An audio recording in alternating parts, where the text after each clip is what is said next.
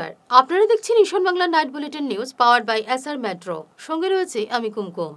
সংবাদ শুরু করার আগে দেখে নেব আজকের বিশেষ বিশেষ সংবাদ শিরোনাম। 12 মে অসমের নয়া সরকারের শপথ গ্রহণ, আসছেন মোদি এবং শাহ।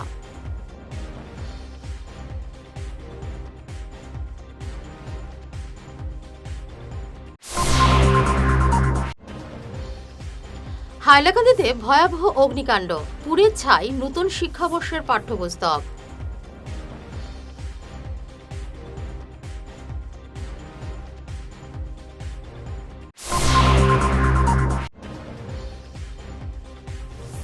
এটিএম জালিয়াতির পর্দাফাঁস, রামকৃষ্ণনগরে আটক 2।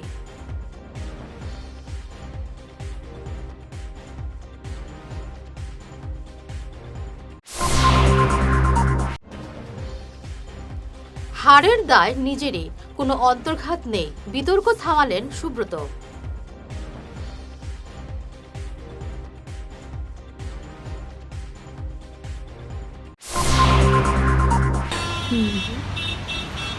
আরে সোমা, তুই এখানে কি করছিস? আরে রিনাদি, ভালো হয়েছে।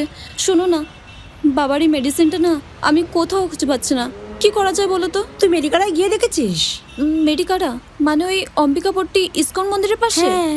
কিন্তু ওটা তো অনেক দূরে হয়ে যায় গো। তাতে কি হয়েছে, প্রায় সব ডাক্তারের প্রেসক্রিপশনের মেডিসিন মেডিকালায় পাওয়া যায়। তাই নাকি? হ্যাঁ, তবে শুন, তুই যাবার আগে ওদের মেডিসিন এনকোয়ারি সেকশনে একটা ফোন কিংবা হোয়াটসঅ্যাপ করে নিবি, ব্যাস হয়ে যাবে। থ্যাংক ইউ রিনাদি, থ্যাংক ইউ সো মাচ। আরে। তুমি আমাকে নাম্বারটা এখনই হোয়াটসঅ্যাপ করে দাও প্লিজ। হ্যাঁ হ্যাঁ, দিচ্ছি।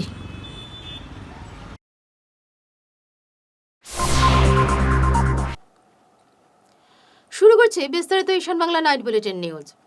অসমের নতুন সরকার গঠনের মহেন্দ্রক্ষণ ঘনিয়ে এসেছে। আগামী 12 মে গুয়াহাটির খানাপাড়ায় অনুষ্ঠিত হবে এক বর্ণাঢ্য শপথ গ্রহণ অনুষ্ঠান।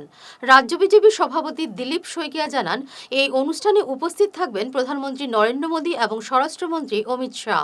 এছাড়াও একাধিক কেন্দ্রীয় নেতা এবং বিশিষ্ট ব্যক্তিরা উপস্থিত থাকবেন।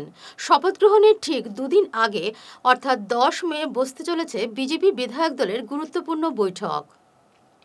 প্ৰধানমন্ত্ৰী ডাঙৰীয়া সেইদিনাই পুৱা 10-15 বজাত গুৱাহাটী বিমানবন্দৰত উপস্থিত হ'ব।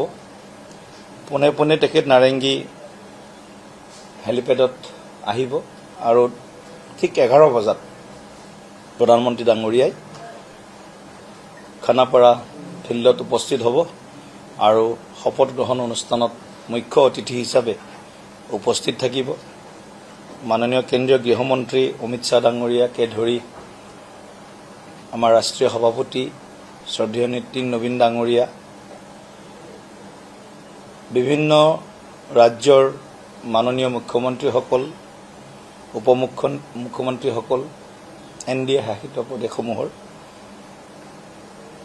তেনেধৰণে আমাৰ সমগ্ৰ ভাৰতৰ পৰা দলৰ জ্যেষ্ঠ শ্ৰেষ্ঠ নেতৃবৃন্দ আৰু কেন্দ্ৰীয় চৰকাৰৰ কেইবাগৰাকীও মাননীয় মন্ত্ৰী এই অনুষ্ঠানত অংশগ্ৰহণ কৰিব। চৰকাৰৰ ফালৰ পৰা কেইবাজনো মন্ত্ৰী আৰু আমাৰ দলৰ ফালৰ পৰা কেইবাজনো আমাৰ জ্যেষ্ঠ কাৰ্যকৰ্তাক শপত গ্ৰহণ অনুষ্ঠানটো আড়ম্বৰপূৰ্ণভাৱে আৰু শৃংখলাবদ্ধভাৱে আয়োজন কৰাৰ বাবে দায়িত্ব অৰ্পণ কৰিছোঁ। এটা এটা বিষয় আমি ইয়াৰ মনিটৰিং বা ইয়াৰ চোৱা চিতা কৰা হ'ব, তদাৰক কৰা হ'ব আৰু আমি আশা কৰিছোঁ লক্ষাধিক লোক সিদিনা খানাপাৰা ফিল্ডত উপস্থিত হ'ব। 10 তাৰিখে আমাৰ বিজেপি বিধায়িনী দলৰ সভা বশিষ্ঠস্থিত ৰাজ্যিক বিজেপি কাৰ্যালয়ত অনুষ্ঠিত হ'ব আৰু তাৰ পিছতেই NDAৰ বিধায়িনী দলৰ সভাও বশিষ্ঠস্থিত ৰাজ্যিক বিজেপি কাৰ্যালয়তে অনুষ্ঠিত হ'ব। হাইলাকান্দিতে ভয়াবহ অগ্নিকাণ্ড, মিন বিভাগের কার্যালয়ে আকস্মিক আগুনে ভস্মীভূত হয়ে গেল নতুন শিক্ষাবর্ষের বিপুল পরিমাণ পাঠ্যপুস্তক। কার্যালয়ের নিচতলায় শিক্ষা বিভাগের পক্ষ থেকে নতুন বছরের বইগুলো মজুত করে রাখা হয়েছিল। আজ হঠাৎ সেখানে আগুন লেগে যায়। মুহূর্তের মধ্যেই আগুনের শিখা ছড়িয়ে পড়ে এবং গুদামে থাকা বইগুলো সম্পূর্ণ পুড়ে ছাই হয়ে যায়। ঘটনার খবর পেয়ে দ্রুত সেখানে পৌঁছায় দমকল বাহিনীর ইঞ্জিন। শর্ট সার্কিট থেকেই এই ভয়াবহ অগ্নিকাণ্ড সংঘটিত হয়েছে বলে অনুমান করা হচ্ছে। এটা কি অফিস? এটা এডুকেশনের গুদাম। এটার মধ্যে দেখা যায় বই, খাতা, স্যানিটারি প্যাড এইগুলা জিনিস আছে। এটা বিজেপি অফিসের সামনে। হ্যাঁ, একটু বিজেপির অপোজিটেই। আমরা খুব চেষ্টা করছি নিভাইবা, প্রথম সম্ভব হয়েছে না, কেন আগুন যত সময় যাক বাঁচতে যাচ্ছে। এরপরে সঙ্গে সঙ্গে ফায়ার সার্ভিস যত চেষ্টা চলে, এরপরে আমরা গ্লাসগুলো আমরা ভাঙছি, ভাঙার পরে তো ধোঁয়াগুলো বাইরে হতো। মানে এই কিরকম আগুন লাগছে যারা? সম্ভব শর্ট সার্কিট দিল, পুরা মানে এরিয়াটা কাপড় পুরো মুশকিল। ভিতরে তো যাওয়াই যায় না, ফায়ার সার্ভিস তারাও যেতে পারে না, ধোঁয়া চতুর্দিকে অন্ধকার। এখানে ধোঁয়া বেরোচ্ছে, তো অনেক বেশি এখানে ভিতরে আগুন লেগেছে। প্রত্যেকটা বই রাখা আছে। জানালা কাছে দুটো আগুন, ফায়ার ব্রিগেডের কর্মীরা, দমকল বাহিনী এখানে এসেছেন। এটা কি অফিস? এটা তো ফিশারি অফিস, আর সঙ্গে এখানে বইও রাখা আছে, মানে সর্বশিক্ষার বইও আছে। সরকারি ব্লকের অফিস হতে পারে, এডুকেশন ব্লকের জিনিস রাখা আছে। মানে কিভাবে আগুন লেগেছে জানা গেছে নাকি? যাচ্ছে না, দমকল বাহিনী এসেছেন। এটিএম কার্ড বদলে টাকা হাতিয়ে নেওয়ার এক বড়সড় চক্রের হদিশ পেল রামকৃষ্ণনগর থানার পুলিশ। ৬৫টি এটিএম কার্ড, ৪টি মোবাইল এবং নগদ ৫,০০০ টাকা সহ গ্রেফতার করা হয়েছে ২ মূল অভিযুক্তকে। রামকৃষ্ণনগরের বাসিন্দা মতিলাল চৌধুরীর অ্যাকাউন্ট থেকে হঠাৎ ২৭,০০০ টাকা গায়েব হয়ে যাওয়ায় তিনি থানায় অভিযোগ জানান। তদন্তে নেমে পুলিশ সিসিটিভি ফুটেজ দেখে এই যুবককে শনাক্ত করে। ধৃতরা হল জব্বার আলী লস্কর, আফজল হোসেন লস্কর। উভয়ের বাড়ি কাছাড়ে। এইটো আচলতে এটা ভাল সফলতা বুলি ক'ব লাগিব আৰ কে নগৰ পিএছৰ আৰু CDSP আৰ কে নগৰ তেওঁৰ নেতৃত্বত এই অভিযান চলিছিলে। আৰু আচলতে কিছুদিনৰ পৰা আমি এনেকুৱা খবৰ পাই আছিলোঁ যে ATM চুৱাইপিং কৰে, যিখিনি তেওঁলোকে মেইনলি টাৰ্গেট কৰে ATMৰ যিসকল বয়োজ্যেষ্ঠ লোক থাকে তেওঁলোকৰ পৰা ATM আমাৰ হেৰিত গৈ পেলাই ATMত যেতিয়া তেওঁলোকে টকা উলিয়াব যায় তেওঁলোকক টাৰ্গেট কৰি লয় আৰু তেওঁলোকক কি কৰি আছে, যে টকা ওলাব সময় কেতিয়াবা কয় তেওঁলোকে হেল্প কৰি দিম, সহায় কৰি দিম উলিয়াবৰ কাৰণে। তেতিয়া কনভিন্স হৈ পেলাই কিছু ভদ্ৰ ব্যক্তিয়ে কিছুমানে দিও দিয়ে। কেতিয়াবা কয় আকৌ তেওঁলোকৰ টকা তলত টকা আপোনাৰ টকা পৰি গৈছে, ৫০০ টকা এটা পেলাই দিব। তেতিয়া তেওঁলোকক সেই টকাটোৰ তাত কনচেনট্ৰেট ডাইভাৰ্ট হওঁতে ATMখন চেঞ্জ কৰি লয়। আৰু তেওঁলোকৰ অলৰেডি বহুত এনেকুৱা ATM কাৰ্ড থাকে। এনেকুৱা ধৰণৰ আমি এনেকুৱা ধৰণৰ ইনপুট পাইছিলোঁ। আৰু এটা কেছ তেনেকুৱা হ'ল কিছুদিন আগতে আৰ কে নগৰতে এটা SBI ATMৰ পৰা।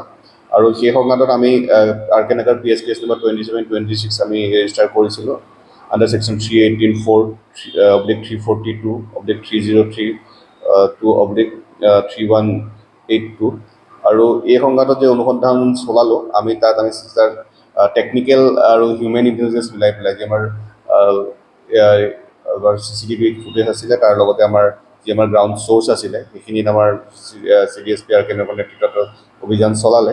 তাত আমি 2জন মূল অভিযুক্ত এই ক্ষেত্ৰত প্ৰথমে চিনাক্তকৰণ সক্ষম হ'লোঁ আৰু চিনাক্ত কৰাৰ পিছত তেওঁলোকক আমি এপ্ৰিহেণ্ড কৰিলোঁ।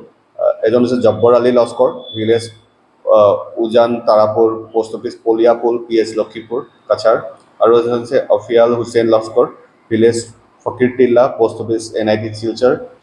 নির্বাচনে পরাজয়ের পর সোশ্যাল মিডিয়ায় চলা যাবতীয় বিতর্কের ইতি টানলেন উত্তর করিমগঞ্জের বিজেপি প্রার্থী সুব্রত ভট্টাচার্য। সাংবাদিক সম্মেলনে তিনি স্পষ্ট জানান, পরাজয় নিয়ে কোনো অজুহাত নয়, নিজের খামতি ছিল বলেই হারতে হয়েছে। দলের ভেতরে কোনো বিশ্বাসঘাতকতা হয়নি, কর্মীরা জানপ্রাণ দিয়ে লড়েছেন। শহরের মানুষ বিজেপিকে ভোট দেননি, এই দাবি ভিত্তিহীন। আর এই পরাজয়ের পিছনে আমাদের এখন পর্যন্ত এই 2-3 দিনের মধ্যে যেটা আছে তার মূল কারণ হচ্ছে আমরা এখানে তৃতীয় প্রার্থীর যে অবস্থান যেটা ছিল সেটা নির্বাচনে প্রায় ফলাফল যেটা বলছে সেই অবস্থানটা প্রায় বিলীন হয়ে গিয়েছিল। UDF প্রার্থী যিনি ছিলেন উনি মাত্র 2000 ভোট পেয়েছিলেন। 2000 ওনার এই ভোট প্রাপ্তির সংখ্যা এটা আমাদের কল্পনা ছিল এটা আরো বেশি হবে,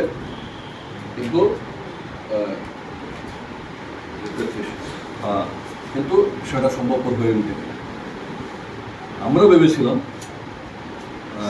আমরা বিগত লোকসভা নির্বাচন থেকে এই লোকসভা সমষ্টিতে যা বাতাবরণ ছিল বা সরকারের বিভিন্ন জনহিতকর প্রকল্প গত 3 বছরে বা বিশেষত গত 1.5 বছরে আমার উপরে কিছু কিছু দায়িত্ব ন্যস্ত থাকায় আমরা জাতি ধর্ম বর্ণ নির্বিশেষে সকল স্তরের মানুষের কাজে সেই সমস্ত প্রকল্পগুলো যাতে আসে ব্যক্তিগতভাবে অনেক মানুষ লাভান্বিত হয়েছিলেন, তার মধ্যে ইসলাম ধর্মাবলম্বী মানুষ যারা তারাও ছিলেন। আর আমরা সেটার উপরে ভিত্তি করে আমরা ভেবেছিলাম যে হয়তো 18 থেকে 20,000 ভোট আমরা পেয়ে যাব, আর এদিক থেকে যদি ইউডিএফ প্রার্থী অন্ততপক্ষে 7,000 ভোট পান তাহলে এই নির্বাচন আমরা জয়ী হতে পারি। এবারে নিচ্ছি সামান্য একটু বিরতি, সঙ্গে থাকুন। শহর বদলায়, ফ্যাশন বদলায়, কিন্তু কিছু আবেগ চিরকাল অমলিন। শিলচরের খান জুয়েলার্সে পা রাখতেই সেই আভিজাত্যের ছোঁয়া অনুভব করলাম। শান্ত পরিবেশ, মার্জিত ডেকোরেশন আর হীরা সোনার এক অনন্য সংগ্রহ। প্রতিটি গয়না যেন নিখুঁত শিল্পকর্ম। আধুনিক এক্সক্লুসিভ ডিজাইনের সঙ্গে রয়েছে 51 বছরের অটুট বিশ্বাস ও ঐতিহ্য।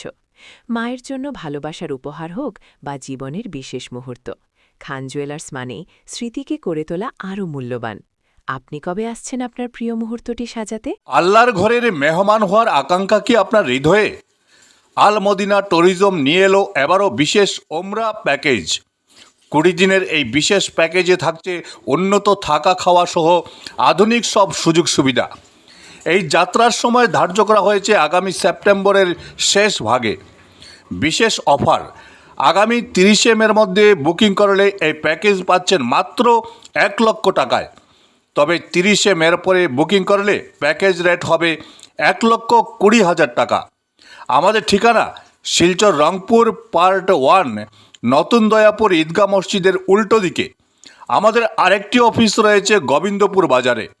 বিস্তারিত জানতে এবং আল মদিনা ট্যুরিজমের অন্যান্য ওমরা প্যাকেজ সম্পর্কে বুঝতে আজই যোগাযোগ করুন। ফিরে এলাম অন্যান্য সংবাদ নিয়ে। বিধায়ক নির্বাচিত হয়ে নিজের বিধানসভা কেন্দ্রের উন্নয়নে তৎপর হয়ে উঠেছেন উত্তর করিমগঞ্জের নবনির্বাচিত বিধায়ক জাকারিয়া আহমেদ পান্না। আজ তিনি বিভাগীয় কর্মকর্তার সঙ্গে দেখা করে বেহাল রাস্তাঘাট সংস্কার নিয়ে আলোচনা করেন। বিভাগীয় কর্মকর্তা তাকে আশ্বাস দিয়ে বলেন শীঘ্রই এই ব্যাপারে ব্যবস্থা নেওয়া হবে। বরখলার নবনির্বাচিত বিধায়ক কিশোরনাথকে মন্ত্রী করার দাবিতে সরব হলেন ছেত্রী এলাকার মণিপুরী মহিলাসহ এলাকার জনগণ। তারা আজ একযোগে এই দাবি তুলেন। প্রধানমন্ত্রী নরেন্দ্র মোদী, মুখ্যমন্ত্রী হিমন্ত বিশ্ব শর্মা এবং রাজ্য বিজেপি সভাপতির দৃষ্টি আকর্ষণ করেন তারা। এদিন উপস্থিত ছিলেন নন্দিতা দেবী, নলিনী দেবী, হেমন্ত সিং, অজিত দাস, দিলন রায়, নুরুল হক সহ অন্যান্যরা। আমাদের বর্তমান এসএসসিজিবির আমাদের কমিটির সভাপতি এবং আমাদের মহিলা কমিটির সদস্য কর্মী হল ভারতীয় জনতা পার্টির, আমি মাইনরিটি মোর্চার খাসার ডিস্ট্রিক্টের মেম্বার। আমাদের একটাই দাবি যে আমাদের কর্মবীর বিধায়ক মাননীয় কিশোরনাথ মহোদয় আগে একবার বিধায়ক ছিলেন এবং বর্তমানেও বিধায়ক। তো আমাদের দাবি আমাদের মাননীয় মুখ্যমন্ত্রীর কাছে এবং আমাদের রাজ্যিক সভাপতির কাছে যেন আমাদের এই কর্মবীর বিধায়ককে মন্ত্রিত্ব দেওয়ার জন্য আমরা অনুরোধ রাখছি। বিজেপিকে ভোট দিছে, তার প্রমাণ আমরা কিশোরনাথ বিজয়ী হয়েছেন।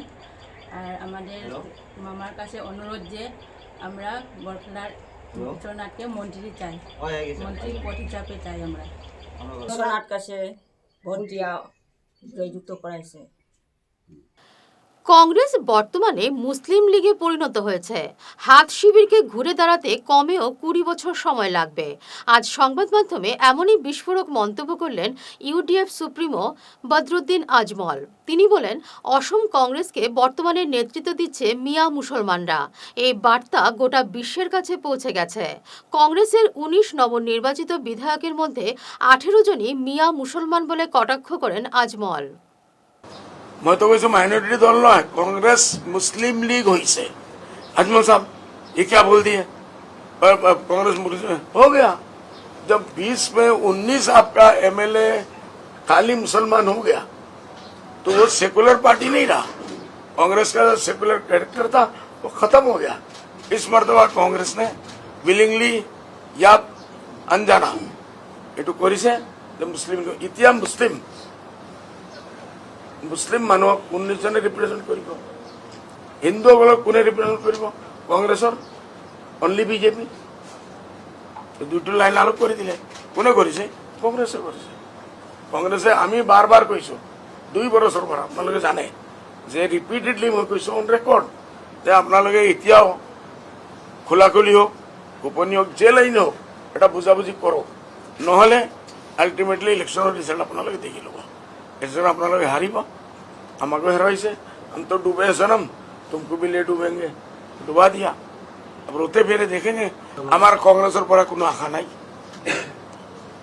কংগ্রেস এতিয়া কব বলে আপোনালোকে দুইটো হৈছে এতিয়া আহিছে না আমি তো 2 বছৰৰ পৰা কৈ আছো আপোনালোকে এলায়েন্স কৰক কাল লগে কৰিছে লুৰিঞ্জিতি নিজৰ এটা সিট আনিব পৰা নাই আগেও নাই জিৰো এজন বুজি এলায়েন্স আছিল অখিল গগৈ এটাই সিট আছিল এটা বুজি এলায়েন্স আছিল সিপিআই সিপিএম মানিছো এটা আছিল বাকি তো কোনো মানুষই নাই মাঝ রাস্তায় দাউ দাউ করে জ্বলে উঠল গাড়ি পুড়ে ছাই হয়ে গেল একটি বিলাসী গাড়ি নগাঁওয়ের বরঘাট বাইপাসে এই ভয়ঙ্কর অগ্নিকাণ্ড সংঘটিত হয়েছে একটি ডাম্পারের ধাক্কায় মুহূর্তের মধ্যে আগুনের গোলায় পরিণত হয় একটি হুন্ডাই গাড়ি গাড়িতে দাউ দাউ করে আগুন জ্বলে উঠলেও অত্যন্ত সাহসিকতার সঙ্গে দ্রুত বাইরে বেরিয়ে আসেন চালক এবং যাত্রীরা অল্পের জন্য বড়সড় বিপদের হাত থেকে রক্ষে পেলেন তারা শেষ করার আগে বিশেষ ঈশান বাংলার নাইট বুলেটিন শিরোনাম আরও একবার 12 মে অসমের নয়া সরকারের শপথ গ্রহণ আসছেন মোদি এবং শাহ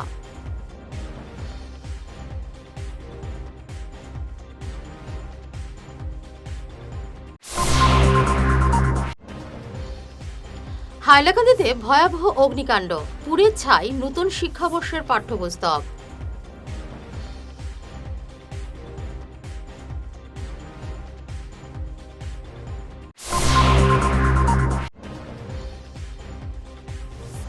এটিএম জালিয়াতির পর্দাফাঁস রামকৃষ্ণনগরে আটক 2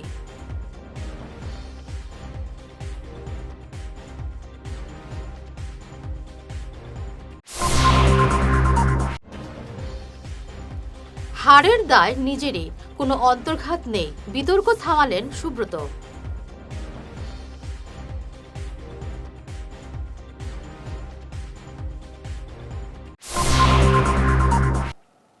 এখনকার মতো ঈশান বাংলা নাইট বুলেটিন নিউজ এই পর্যন্তই নমস্কার।